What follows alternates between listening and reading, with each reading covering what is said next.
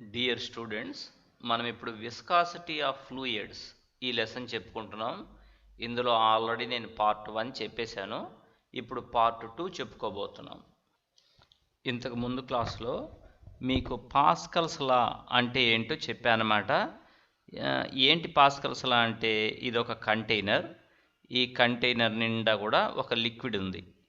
ఆ లిక్విడ్ రెస్ట్లో ఉంది. మనం 3 పాయింట్స్ తీసుకున్నాం, ఏ, బి, సి. ఆ 3 పాయింట్స్ కూడా ఒకే హైట్లో ఉన్నాయి గ్రౌండ్ నుంచి. అప్పుడు ఏ పాయింట్ దగ్గర ఎంత ప్రెషర్ ఉంటుందో బి పాయింట్ దగ్గర కూడా అంతే ప్రెషర్ ఉంటుంది, సి దగ్గర కూడా అంతే ప్రెషర్ ఉంటుందన్నమాట. అంటే ఒకే హైట్లో ఉన్నటువంటి అన్ని పాయింట్స్ దగ్గర కూడా ప్రెషర్ సేమ్గా ఉంటుందన్నమాట. ఇదే పాస్కల్స్ లా అంటే. అయితే ఫ్లూయిడ్ మాత్రం రెస్ట్లో ఉండాలి. ఓకే, ఈ పాస్కల్స్ లాని మనం పోయిన క్లాస్లో నేర్చుకున్నాం. ఇప్పుడు మనం పాస్కల్స్ లా అప్లికేషన్స్ చూద్దాం. అంటే పాస్కల్స్ లాని బేస్ చేసుకొని ఒక హైడ్రాలిక్ లిఫ్ట్ ఎలా పనిచేస్తుంది అది చూద్దాం అన్నమాట. అసలు హైడ్రాలిక్ లిఫ్ట్ అంటే ఏంటి? మనం వెయిట్ చూసేటప్పుడు సింపుల్ బ్యాలెన్స్ను యూస్ చేస్తాం. దీనికి 2 ప్యాన్స్ ఉంటాయి అన్నమాట. ప్యాన్స్ అంటే పళ్ళాలు. ఒక ప్యాన్లో మనం ఏ మెటీరియల్ వెయిట్ అయితే చూడాలో ఆ మెటీరియల్ని ఒక ప్యాన్లో వేస్తాం. రెండో ప్యాన్లో దానికి ఈక్వివాలెంట్గా వెయిట్ని వేస్తాం. 1 kg స్టోన్ కానీ 2 kg స్టోన్ కానీ. అప్పుడు ఇటువైపు ఎంత మెటీరియల్ ఉంటుందో, అంటే ఎంత మాస్ ఉన్న మెటీరియల్ ఉంటుందో దాని ఈక్వివాలెంట్ వెయిట్ కనుక ఇటు వేసినట్టయితే ఈ ప్యాన్స్ 2 కూడా హారిజాంటల్గా వస్తాయి. అప్పుడు ఈ బార్ కూడా హారిజాంటల్గా వస్తుందన్నమాట. అప్పుడు వెయిట్ సరిపోయినట్టు. దీంట్లో ముఖ్యం ఏంటంటే ఒక సైడ్ ఎంత మాస్ ఉంటుందో రెండో సైడ్ కూడా అంతే మాస్ ఉండాలి కదా. మరి ఇప్పుడు మనం ఒక కార్ వెయిట్ చూడాలనుకో, అంటే కార్ మాస్ చూడాలి. ఇది సమ్ 500 kg ఉందనుకుందాం. అప్పుడు ఇటు సైడ్ కూడా 500 kg స్టోన్ వేయాలి కదా. అంత పెద్ద వెయిట్ వేయాలంటే మన దగ్గర ఉండదు కదా. మన దగ్గర చిన్న చిన్న వెయిట్స్ ఉంటాయి. ఎంత 5 kg weight, 2 kg weight, 1 kg wait.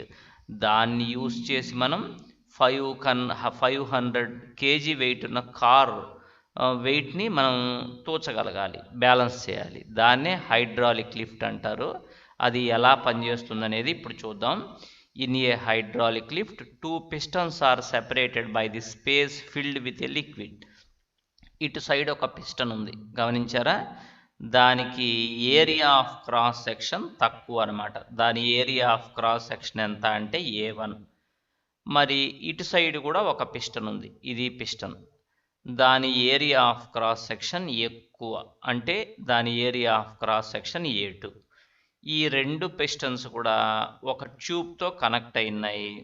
ఈ మొత్తంలో కూడా లిక్విడ్ ఫిల్ అయినది, ఏదో సమ్ లిక్విడ్ అనమాట. ఓకేనా? Right. Next, A piston of small cross section A1 is used to exert a force F1 directly on the liquid. ఇక్కడ ఉంది చూసావా పిస్టన్, దాని area of cross section A1 small అని చెప్పాను కదా. దాని నుంచి మనం కొంచెం ఫోర్స్ని ఎగ్జర్ట్ చేస్తాం. ఎంత అంటే F1. ఏరియా తక్కువ ఉంది కాబట్టి, ఏరియా ఆఫ్ క్రాస్ సెక్షన్ తక్కువ ఉంది కాబట్టి మనం ఎగ్జర్ట్ చేసే ఫోర్స్ కూడా తక్కువే అనమాట. అప్పుడు ఇటు సైడ్ అప్లై అయ్యే ప్రెషర్ ఎంత? ప్రెషర్కి ఫార్ములా ఫోర్స్ బై ఏరియా అని మీకు తెలుసు కాబట్టి F1/A1 అనే ఫోర్సు ఇక్కడి నుంచి ఇలా ఎగ్జర్ట్ అవుతుంది. ఆ ఫోర్సు సేమ్ ఫోర్స్ ఇట్లా, సేమ్ ప్రెషర్ ఇలా ట్రాన్స్మిట్ అవుతుంది. మీకు తెలుసు కదా ఏమని? ఒక లిక్విడ్లో మీరు సేమ్ హైట్లో 2 పాయింట్స్ కనుక తీసుకున్నట్టయితే ఒక పాయింట్ దగ్గర ఎంత ప్రెషర్ ఉంటుందో ఇంకొక పాయింట్ దగ్గర కూడా అంతే ప్రెషర్ ఉంటుంది. ఆ లిక్విడ్ రెస్ట్లో ఉండాలని చెప్పాను నేను, కరెక్టేనా? ఇక్కడ నేను చూపిస్తున్న ఫస్ట్ పిస్టన్, రెండో పిస్టన్ 2 కూడా సేమ్ హైట్లో ఉన్నాయి కాబట్టి ఫస్ట్ పిస్టన్ దగ్గర ఎంత ప్రెషర్ ఉంటుందో సెకండ్ పిస్టన్ దగ్గర కూడా అంతే ప్రెషర్ ఉంటుంది. సో సెకండ్ పిస్టన్ దగ్గర సేమ్ ప్రెషర్ అప్లై అవుతుందన్నమాట. అంటే అర్థం ఏంటి? ఇక్కడ ప్రెషర్ ఎంత మరి? F2/A2. ఎందుకంటే అక్కడ area of cross section A2, అక్కడ పైకి పనిచేసే ఫోర్సు F2. అంటే ఇక్కడ ఇలా క్రిందికి ఫోర్స్ అప్లై చేసినప్పుడు ఆ ఫోర్స్ ఇటు వచ్చి ఇలా పైకి కదా పనిచేసేది. ఆ ఫోర్స్ ఎంత అంటే F2.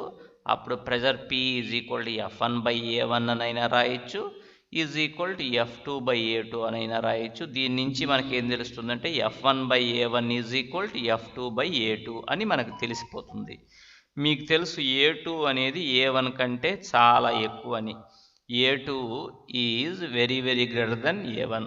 అలాంటప్పుడు F2 కూడా F1 కంటే ఎక్కువ ఉంటుంది. F2 is greater than F1. ఎందుకంటే F1/A1 F2/A2 కదా. A1 తక్కువ డెఫినెట్గా F1 తక్కువ ఉంటుంది. A2 ఎక్కువ ఉన్నప్పుడు డెఫినెట్గా F2 ఎక్కువ ఉంటుంది. So F2 is greater than A1. దీని అర్థం ఏంటి? ఫర్ ఎగ్జాంపుల్ ఈ piston area of cross section కంటే ఈ piston area of cross section 100 times ఎక్కువ ఉందనుకోండి. అలాంటప్పుడు ఇక్కడ పనిచేసే ఫోర్స్ కంటే ఇక్కడ పనిచేసే ఫోర్స్ 100 టైమ్స్ ఎక్కువ ఉంటుంది. అంటే మనం ఇక్కడ 5 kg మాస్ వేసి దీని మీద ఈ పిస్టన్ మీద ఫోర్స్ను అప్లై చేస్తే అది ఇక్కడ 5 kg × 100 500 kg ఫోర్స్ పైకి పనిచేస్తుంది అనమాట. అంత వెయిట్ ఉండే కార్ని మోయగలుగుతుంది. సో దీనివల్ల మనకు ఉపయోగం ఏంటంటే మన దగ్గర ఉన్న తక్కువ వెయిట్ ఉన్న స్టోన్ని ఇటు వేసి ఎక్కువ వెయిట్ ఉన్న మెటీరియల్ వెయిట్ని మనం మెజర్ చేయొచ్చు. వెయిట్ అంటే మాస్ అనమాట. దీన్ని హైడ్రాలిక్ లిఫ్ట్ అంటారు. ఇది పాస్కల్స్ లా మీద పనిచేస్తుంది అనమాట. ఇది పాస్కల్స్ లా యొక్క ఒక అప్లికేషన్. ఓకే, అర్థమైందా మీకు? Next hydraulic brakes. ఇప్పుడు మన వెహికల్స్ కన్నిటి కూడా హైడ్రాలిక్ బ్రేక్స్ కదా. డ్రైవర్ కాలు కింద ఉంటుందన్నమాట బ్రేకు. ఆ బ్రేక్ను అప్లై చేస్తే ఆ వెహికల్ అనేది ఆగిపోతుంది. ఈ హైడ్రాలిక్ బ్రేక్స్ కూడా పాస్కల్స్ అప్లికేషన్ అనమాట. ఈ హైడ్రాలిక్ బ్రేక్స్ ఎలా పనిచేస్తాయి? ఇప్పుడు చూడండి, ఇలా ఉంటాడు డ్రైవర్ కాలు కింద, ఇలా బ్రేక్ ఉంది, అప్లై చేశాడు అనమాట. అంటే బ్రేక్ పెడల్ని గట్టిగా తొక్కుతాడు కదా. అప్పుడు ఏమవుతుందంటే ఇలా ప్రెషర్ వచ్చి ఇక్కడ ఒక మాస్టర్ సిలిండర్లో లిక్విడ్ ఉంటుందన్నమాట. ఆ లిక్విడ్ మీద ఇలా అవుతుంది. ఇక్కడ ఏంటంటే ఏరియా ఆఫ్ క్రాస్ సెక్షన్ తక్కువ కాబట్టి అతను అప్లై చేసే ఫోర్స్ కూడా తక్కువే ఉంటుంది. మరి అప్పుడు ఏమవుతుందంటే ఆ ప్రెషర్ ఇలా ట్రాన్స్మిట్ అయ్యి ఇక్కడ వీల్ ఉంది, వెహికల్ యొక్క వీల్ అనమాట. ఇదంతా బ్రేక్ లైనింగ్, ఇదేంటంటే బ్రేక్ షూ.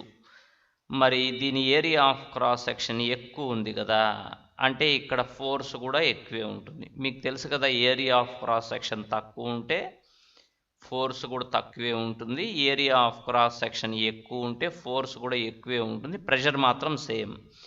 మనం ఎప్పుడైతే ఇలా ఆ ప్రెషర్ ఇలా లిక్విడ్లో నుంచి, ఇక్కడ మాస్టర్ సిలిండర్ ఉంది కదా, ఈ లిక్విడ్లో నుంచి ప్రెషర్ ఇలా ట్రాన్స్మిట్ అయ్యి ఈ బ్రేక్ షూ ఏం చేస్తుందంటే గట్టిగా ఈ లైనింగ్ని, బ్రేక్ లైనింగ్ గట్టిగా అదుముతుంది అనమాట. అప్పుడు వీల్ అనేది స్లో అయిపోతుంది. ఇది కూడా సో ఇదే కదా మనకు టెక్స్ట్ బుక్లో ఇచ్చింది. When a small force is applied on the pedal with our foot, the master piston moves inside the master cylinder. ఇక్కడ ఉంది కదా పెడల్, ఇక్కడ నుంచి స్మాల్ ఫోర్స్ను అప్లై చేస్తే అలా ఈ ప్రెషర్ అనేది ట్రాన్స్మిట్ అయింది ఇట్లా. ఇది master cylinder. Then the pressure caused is transmitted through the brake oil to act on a piston of large area. ఈ దీంట్లోపల ఏదో ఒక లిక్విడ్ ఉంటుందన్నమాట. ఆ లిక్విడ్ ఏంటంటే బ్రేక్ ఆయిల్. దాని నుంచి ప్రెషర్ అనేది ఇలా ట్రాన్స్మిట్ అయ్యి ఇక్కడ బ్రేక్ షూ ఉంటుంది చూసారా, అది పోయి బ్రేక్ లైనింగ్ని గట్టిగా ప్రెస్ చేస్తుంది. అప్పుడు ఈ వీల్, ఫాస్ట్గా తిరిగే వీల్ కాస్త స్లో అయిపోతుంది. A large force acts on the piston and is pushed down, expanding the brake shoes against brake lining. In this way, a small force on the pedal produces a large retarding force on the wheel. మనం small ఫోర్స్ని break pedal మీద apply చేసినా కూడా large retarding force అంటే నిరోధక బలం ఈ break lining మీద apply అయ్యి అదే ఆగిపోతుంది అనమాట. ఇక్కడ ఇదేంటంటే మళ్ళీ ఇంకొక వీల్ ఉంటుంది కదా వెహికల్కి, వీళ్ళకి కూడా ఇలా ప్రెషర్ ట్రాన్స్మిట్ అయ్యి ఇక్కడ ఏం జరిగిందో అక్కడ కూడా అదే జరుగుతుందన్నమాట. అక్కడ కూడా బ్రేక్ షూ వెళ్ళి లైనింగ్ని ఆపేస్తుంది. ఇలా హైడ్రాలిక్ బ్రేక్స్ అనేవి పాస్కల్స్ లా మీద పనిచేస్తాయి. అంటే హైడ్రాలిక్ బ్రేక్స్ కూడా పాస్కల్స్ లా అప్లికేషన్ అనమాట. Next hydrostatic paradox. ఏంటిది? It states that the liquid pressure is same at all points at the same horizontal level and is independent of the shape of the container or base area. అంటే ఏంటి? దీన్ని మనం జాగ్రత్తగా ఒక illustration తోటి అర్థం చేసుకోవడానికి ప్రయత్నం చేద్దాం. ఇక్కడ ఒక వెజల్ ఉంది, లేకపోతే కంటైనర్, దాని పేరు సి. ఇక్కడ ఇంకొక కంటైనర్ ఉంది, సమ్ ఏ. ఇక్కడ ఇంకొక కంటైనర్ ఉంది, బి. ఈ కంటైనర్స్ షేప్స్ డిఫరెంట్గా ఉన్నాయి. దానివల్ల వాటిల్లో ఉండే అమౌంట్ ఆఫ్ వాటర్ డిఫరెంట్గా ఉంటుంది. ఒక కంటైనర్లో ఎక్కువ లిక్విడ్ ఉండొచ్చు, ఇంకొక కంటైనర్లో తక్కువ లిక్విడ్ ఉండొచ్చు అనమాట. ఎందుకంటే వాటి షేప్స్ వేరువేరుగా ఉన్నాయి. ఆ కంటైనర్స్ని ఒక హారిజాంటల్ ట్యూబ్తో కనెక్ట్ చేసాం. ఓకేనా? ఇప్పుడు ఇక్కడ ఎంత లెవెల్ ఉందో ఇక్కడ కూడా అంతే లెవెల్ లిక్విడ్ ఉంది, ఇక్కడ కూడా అంతే లెవెల్ లిక్విడ్ ఉంది. లిక్విడ్ అంటే వాటర్ అనుకోవచ్చు. ఇప్పుడు మనం 3 పాయింట్స్ తీసుకుందాం క్రింద, సమ్ పిక్యూఆర్ అని. ఆ 3 పాయింట్స్ ఒకే హైట్లో ఉన్నాయన్నమాట. పి అనే పాయింట్ దగ్గర ఎంత ప్రెషర్ ఉంటుందో క్యూ దగ్గర కూడా అంతే ప్రెషర్ ఉంటుంది, ఆర్ దగ్గర కూడా అంతే ప్రెషర్ ఉంటుంది. మనకేమనిపిస్తుందంటే ఇక్కడ చాలా లిక్విడ్ ఉంది కదా, అట్లాంటప్పుడు ఈ క్రింద ఉన్న పాయింట్ ఆర్ మీద ఎక్కువ ప్రెషర్ ఉంటుందేమో. అలానే కొంచెం లిక్విడే ఉంది కదా, అక్కడ లిక్విడ్ అమౌంట్ తక్కువ ఉంది కాబట్టి దాని క్రింద ఉండే పి అనే పాయింట్ దగ్గర ప్రెషర్ తక్కువ ఉంటుందేమో అలా అనిపిస్తుంది మనకు. కానీ ఈ కంటైనర్ షేప్ మీద ప్రెషర్ అసలు డిపెండ్ కాదు. ప్రెషర్ డిపెండ్ అయ్యేది దేని మీద అంటే ఆ పాయింట్స్ అన్నీ ఒకే హైట్లో ఉన్నాయా లేదా, ఒకే హారిజాంటల్ లెవెల్లో ఉన్నాయా లేదా. అవన్నీ ఒకే హైట్లో ఉన్నప్పుడు వాటి మీద సేమ్ ప్రెషర్ అప్లై అవుతుంది. That is independent of shape of the container.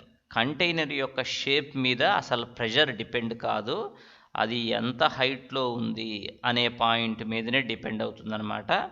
దీన్ని హైడ్రోస్టాటిక్ పారాడాక్స్ అంటారు. ఓకేనా? ఓకే, నెక్స్ట్ ఇప్పుడు మన కాన్సెప్ట్ ఏంటి అంటే variation of pressure with depth. అంటే లోతుకు పోయే కొద్దీ ఒక లిక్విడ్లో డెప్త్కు వెళ్ళే కొద్దీ ప్రెషర్ ఏమవుతుంది, అలానే పైకి వచ్చే కొద్దీ ప్రెషర్ ఏమవుతుంది అనేది జాగ్రత్తగా అబ్జర్వ్ చేద్దాం. చూడండి, consider A fluid at rest in a container. ఇదంతా ఒక కంటైనర్, ఆ కంటైనర్లో ఒక ఫ్లూయిడ్ ఉంది, ఆ ఫ్లూయిడ్ కూడా రెస్ట్లో ఉందన్నమాట. The pressures at points 1 and 2 are P1 and P2 respectively. ఇక్కడ ఒక పాయింట్ ఉంది కదా, ఆ పాయింట్ పేరు 1 అన్నమాట. ఇక్కడ ఇంకొక పాయింట్ ఉందంటే మనం ఏం లేదు, ఆ లిక్విడ్ లోపల ఒక 2 పాయింట్స్ తీసుకుంటున్నాం. 1 అనేది ఒక పాయింట్, 2 అనేది ఒక పాయింట్. ఈ 1 అనే పాయింట్ దగ్గర ప్రెషర్ ఎంత అంటే క్యాపిటల్ P1. అలానే 2 అనే పాయింట్ దగ్గర ప్రెషర్ ఎంత అంటే క్యాపిటల్ P2. ఓకే, 1 అనే పాయింట్ దగ్గర ప్రెషర్ ఎంత అంటే క్యాపిటల్ P1, అలానే 2 అనే పాయింట్ దగ్గర ప్రెషర్ ఎంత అంటే capital T2. Consider A cylindrical element having area of base capital A and height small h. ఇదంతా ఫ్లూయిడ్ కదా, ఆ ఫ్లూయిడ్ లోపల ఒక చిన్న ఎలిమెంట్ తీసుకుందాం. ఎలిమెంట్ అంటే ఏం లేదు, ఫ్లూయిడ్లో ఒక భాగమే అన్నమాట. సిలిండ్రికల్ షేప్లో ఒక చిన్న ఫ్లూయిడ్ ఎలిమెంట్ తీసుకుందాం. ఆ ఎలిమెంట్ సిలిండ్రికల్ షేప్లో ఉంది, దాని base area of cross section ఎంత అంటే క్యాపిటల్ ఏ. అంటే పైన కూడా area of cross section capital ఏనే ఉంటుంది. ఆ ఎలిమెంట్ హైట్ ఎంత అంటే h అనమాట. దీన్ని బట్టి అర్థం ఏంటి, ఈ 1 అనే పాయింట్ ఏమో కొంచెం హైట్లో ఉంది, 2 అనే పాయింట్ ఏమో డెప్త్లో ఉందన్నమాట. కరెక్టేనా? The horizontal forces acting on the cylindrical surface of the fluid column are mutually balanced. ఇటు చూడండి, ఇటు సైడ్ నుంచి ఎంత ఫోర్స్ అప్లై అవుతుందో హారిజాంటల్ ఫోర్సు, ఇటు సైడ్ నుంచి కూడా అంతే హారిజాంటల్ ఫోర్స్ అప్లై అవుతున్నది. నేను ఎలా చెప్పగలుగుతున్నానంటే ఈ ఎలిమెంట్ అనేది ఈక్విలిబ్రియంలో ఉంది కదా, ఎటువైపు కదలటం లేదు కదా. నేను ముందే చెప్పా ఈ ఫ్లూయిడ్ అంతా రెస్ట్లో ఉందని. ఈ ఫ్లూయిడ్ అంతా రెస్ట్లో ఉన్నప్పుడు ఈ ఎలిమెంట్ కూడా రెస్ట్లోనే ఉంటుందిగా. అలాంటప్పుడు ఎటు కదలదు కదా, అది ఈక్విలిబ్రియంలో ఉన్నట్టే కదా. అంటే దాని మీద ఇటు సైడ్ నుంచి పనిచేసే హారిజాంటల్ ఎంత ఉంటుందో ఇటు సైడ్ నుంచి పనిచేసే హారిజాంటల్ ఫోర్స్ కూడా అంతే ఉండి ఒకదానికోటి బ్యాలెన్స్ అయిపోయిందనమాట. అంటే నెట్ హారిజాంటల్ ఫోర్స్ ఎంత అంటే 0. ఓకే, మరి పైనుంచి క్రింది వైపుకు పనిచేసే ఫోర్స్ ఎంత? F1 is equal to P1A. ఎలా చెప్పగలుగుతున్నానంటే మీకు తెలుసు కదా ప్రెజర్ అంటే ఫోర్స్ బై ఏరియా అని. సో అట్లానే చెప్పాను నేను కూడా, ప్రెజర్ అంటే ఫోర్స్ బై ఏరియా కాబట్టి ఇక్కడ రాస్తున్నా నేను pressure P is equal force by area. మరి అలాంటప్పుడు ఫోర్స్ ఎంత? ప్రెజర్ ఇంటూ ఏరియా కదా. సో ఏం చెప్తున్నానంటే నేను పైనుంచి క్రింది వైపుకు పనిచేసే ఫోర్స్ ఎంత అంటే P1A, అలానే క్రింది నుంచి పై వైపుకు పనిచేసే ఫోర్స్ F2 ఎంత అంటే P2A అనమాట. ఈ సిలిండ్రికల్ ఎలిమెంట్ని చూసారా, దాని మీద 3 vertical forces acting on cylindrical element are దీని మీద 3 వర్టికల్ ఫోర్సెస్ పనిచేస్తున్నాయి. హారిజాంటల్ ఫోర్సెస్ బ్యాలెన్స్ అయిపోయినాయి, నెట్ హారిజాంటల్ ఫోర్స్ 0. ఇంకా హారిజాంటల్ ఫోర్సెస్ని గురించి అవసరం లేదు. ఇప్పుడు దీని మీద పనిచేసే వర్టికల్ ఫోర్సెస్ ఎన్ని అంటే 3. ఫస్ట్ వన్ ఫోర్స్ P1A, అంటే పైనుంచి క్రిందికి పనిచేసే ఫోర్స్ P1A అని చెప్పాను కదా. Acts vertically downwards on the top face of the column. ఈ పై ఫేస్ చూసారా, టాప్ ఫేస్ 1, అక్కడ పనిచేస్తుంది అనమాట ఫోర్స్ P1A అనేది, అది వర్టికలీ డౌన్వర్డ్స్. అలానే force P2A at the bottom face acts vertically upwards. క్రింద ఉన్నది బాటమ్ ఫేస్ కదా, దాని మీద క్రింది నుంచి పైకి పనిచేసే ఫోర్స్ ఎంత అంటే P2A. అంటే దీని మీద ఇప్పటికి 2 ఫోర్సెస్ చెప్పేశాను. ఇంకొక థర్డ్ ఫోర్స్ ఏంటి? Weight mg of the fluid acts vertically downwards. ఈ ఫ్లూయిడ్ ఎలిమెంట్కు వెయిట్ ఉంటుంది కదా, ఆ వెయిట్ ఎంత అంటే mg కదా. డెఫినెట్గా అది వర్టికలీ డౌన్వర్డ్సే పనిచేస్తుంది. ఎవరి వెయిట్ అయినా కూడా వర్టికలీ డౌన్వర్డ్సే పనిచేస్తుంది. సో ఈ ఫ్లూయిడ్ ఎలిమెంట్ మీద 3 ఫోర్సెస్ పనిచేస్తున్నాయి. పైనుంచి క్రిందకు పనిచేసేదేమో P1A ప్లస్ mg. అంటే టోటల్ డౌన్వర్డ్ ఫోర్స్ ఎంత? P1A plus mg. మరి అప్వర్డ్ ఫోర్స్ ఎంత? P2A. డెఫినెట్గా total downward force is equal to total upward force. నేను ఎలా చెప్పగలుగుతున్నానంటే ఇది ఈక్విలిబ్రియంలో ఉంది అంటే అర్థం ఏంటి? పైకి కదలటం లేదు, క్రిందికి కదలటం లేదు. ఒకవేళ క్రింది నుంచి పైకి పనిచేసే ఫోర్స్ ఎక్కువ ఉంటే ఈ ఎలిమెంట్ నెమ్మదిగా పైకి జరుగుతూ పోయేది. అలా కాకుండా పైనుంచి క్రిందికి పనిచేసే ఫోర్స్ ఎక్కువైతే ఈ ఎలిమెంట్ నెమ్మదిగా క్రిందికి జరుగుతూ వచ్చేది. ఈ ఎలిమెంట్ ఎటువైపు జరగకుండా అక్కడే ఈక్విలిబ్రియంలో ఉంది అంటే అర్థం ఏంటి? టోటల్ డౌన్వర్డ్ ఫోర్స్ అంటే P1A plus mg is equal total upward force అంటే ఈజ్ ఈక్వల్ P2A. అంటే లేకపోతే దాన్ని ఇక్కడ రాస్తున్నది, ఇక్కడ రాస్తా ఏమని? P1A plus mg is equal to P2A. అదే కదా, ఈ P2ని ఏని కూడా LHS సైడ్ తీసుకొని వస్తే ఇక్కడ రాసి చూడండి, P1A plus mg minus P2A is equal 0. అంటే P2 అంటే దీని అర్థం ఏంటి? ఓకే, అప్పుడు మనకేమొచ్చింది మరి? P1A plus mg is equal to P2A కదా. ఈ P2Aని ఇక్కడే ఉంచేద్దాం RHSలో. ఈ P1Aని LHS నుంచి RHSకు తీసుకెళ్దాం. అప్పుడు ఏమవుతుంది మనకి? ఆ స్టెప్ ఇక్కడ వేద్దాం. ఇక్కడ P2A minus P1A is equal to mg. కరెక్టేనా? మరి అప్పుడు ఇక్కడ ఏ కామన్ తీయచ్చు కదా, ఏ కామన్ తీస్తే P2 minus P1 into A is equal mg. అది మన స్టెప్. నెక్స్ట్ ఇక్కడ చూడండి, రో అనేది డెన్సిటీ ఆఫ్ ది ఫ్లూయిడ్. అప్పుడు మాస్ ఆఫ్ ది ఫ్లూయిడ్ ఏంటి? ఫ్లూయిడ్ అంటే ఈ ఎలిమెంట్లో ఉన్న fluid mass is equal to volume into density అని మీకు తెలిసిందే. ఎందుకనంటే density is equal mass by volume, density is equal to mass by volume. కాబట్టి మరి mass is equal to density into volume. So ఇలా రాసుకున్నాం మనం. అట్లాంటప్పుడు P2 మైనస్ P1 ఇంటూ ఏ ఇక్కడ ఉంది కదా, P2 minus P1 into A, P2 minus P1 into A is equal to mg కదా. ఎంకు బదులు మనం వాల్యూమ్ ఇంటూ డెన్సిటీ రాస్తున్నాం. అప్పుడు P2 minus P1 into A is equal to ఎంకు బదులు వాల్యూమ్ ఇంటూ డెన్సిటీ రాస్తే వాల్యూమ్కు బదులు ఏరియా ఇంటూ హైట్, అంతే కదా. సిలిండ్రికల్ ఎలిమెంట్ కదా, వాల్యూమ్కు బదులు ఏం రాయొచ్చు, ఏరియా ఇంటూ హైట్. కాబట్టి వాల్యూమ్కు బదులు area into height into density. ఈ మొత్తం వచ్చేసి మాస్కు బదులు ఎంకు బదులు G. So P2 minus P1 into A is equal A H rho. రెండు వైపులా ఏ అనేది క్యాన్సిల్ చేసేసాం. అప్పుడు P2 minus P1 is equal H rho. ఓకేనా?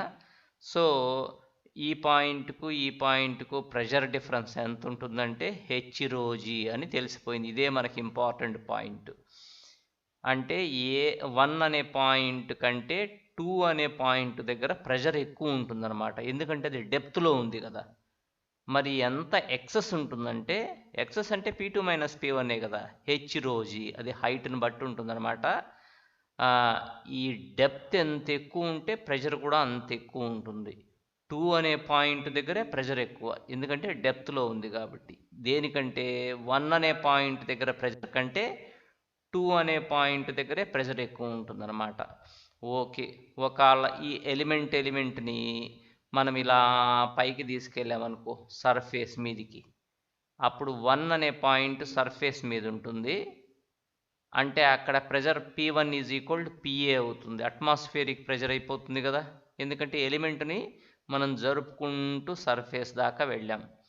ఈ 1 అనే పాయింట్ సర్ఫేస్ మీద ఉంటుంది కాబట్టి అక్కడ ప్రెషర్ ఎంత అంటే atmospheric pressure P1 is equal PA. మరి ఇక్కడ P2కు బదులు P రాసుకోండి. అలాంటప్పుడు P2 మైనస్ P1 అంటే P minus PA is equal H rho. P is equal to PA plus H rho g. Thus, the pressure at a point inside a fluid increases with the depth from the free surface. అంటే ఈ పైనున్న surface నుంచి ఎంత డెప్త్లో ఉంటే pressure కూడా అంత ఎక్కువ ఉంటుందన్నమాట. మనం నీళ్ళ లోపలికి పోయేటప్పుడు బాగా లోతుకి వెళ్ళామనుకో ఈదుకుంటూ, చెవులు కూడా నొప్పులు వస్తాయి. ఎందుకంటే సర్ఫేస్ మీద నుంచి లోపలికి వెళ్ళే కొద్దీ ప్రెషర్ పెరుగుతుందన్నమాట.